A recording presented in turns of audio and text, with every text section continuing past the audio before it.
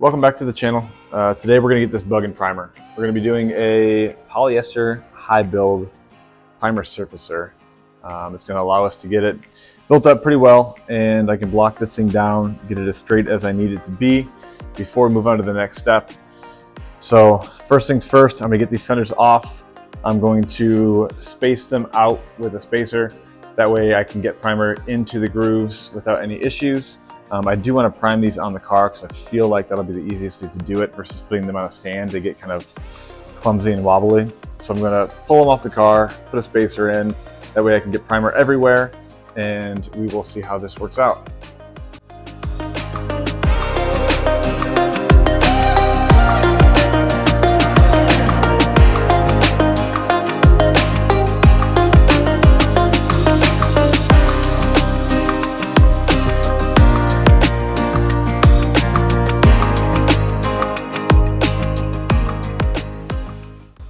So I have the fender spaced out.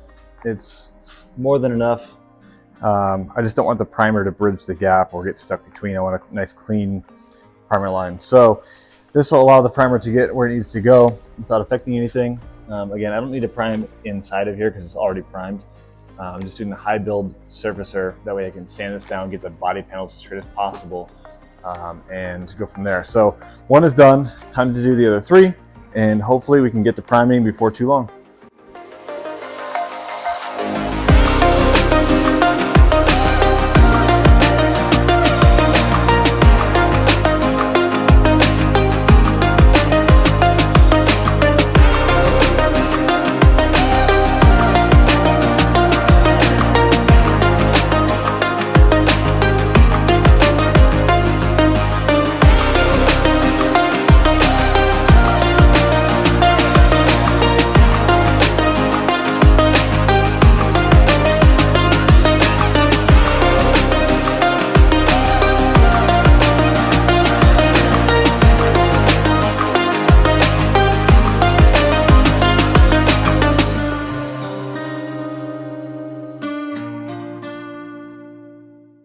So I have all four fenders gapped how I want them.